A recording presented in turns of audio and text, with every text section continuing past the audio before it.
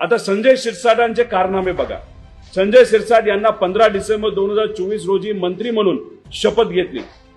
आता शपथ घेतल्यानंतर मंत्री असूनही त्यांनी सिडकोचा कारभार हा सोडला नव्हता। तो सातत्याने ते सर्व कारभार बघत होते।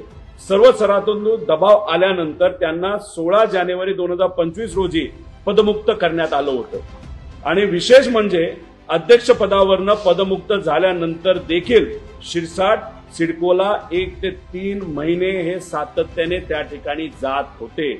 मग जे काही कारनामे तुम्ही केले तुमच्या सह्याच्या माध्यमातून पैशाची रिकव्हरी करण्यासाठी तुम्ही तिथे जात होता का हे जे काही जमीन तुम्ही गरिबाची एका बिवलकर परिवाराला हस्तांतरित केली त्यात काही अडचणी येतायत नाही येतात बिवलकर परिवाराला हे तुम्ही समजून घेत होता का आणि त्यांना तिथे मदत सातत्याने करत होता का? अशा अनेक प्रश्न आमच्या समोर तिथे निर्माण होतात। त्यामुळे देवेंद्र फडणवीस साहेबांना विनंती आहे की कृपा करून लगेचच्या लगेच शिरसाटांचा राजीनामा हा घेतलाच पाहिजे।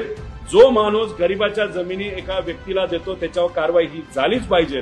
म्हणूनच अनेक लोकांना कोडं पडलं होतं की छत्रपती संभाजीनगर मध्ये वीट्स जे हॉटेल आहे ज्याची किंमत असं म्हणलं जातं 100 ते 150 कोटीच्या आसपास आहे ते हॉटेल शिरसाटांचे जवळचे लोक कदाचित नातेवाईक नाही तर मुलगा हे विकत घ्यायला कसा निघाला होता। त्र्यंबकेश्वर मध्ये जमीन खरेदी करण्यासाठी एवढा मोठ्या प्रमाणात पैसा आला कुठून? MIDC मध्ये प्लॉट खरेदी करून एक मोठा व्यवसाय तिथे उभा केला।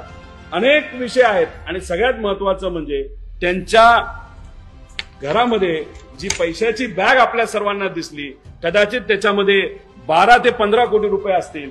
त्या बॅगचं रहस्य कुठं असेल तर या सिडकोच्या जमिनीमध्ये आहे असं आमच्या सगळ्यांचं मत आहे। त्यामुळे या शिरसाटांवर कारवाई ही केली गेली पाहिजे असं आमच्या सगळ्यांचं मत आहे।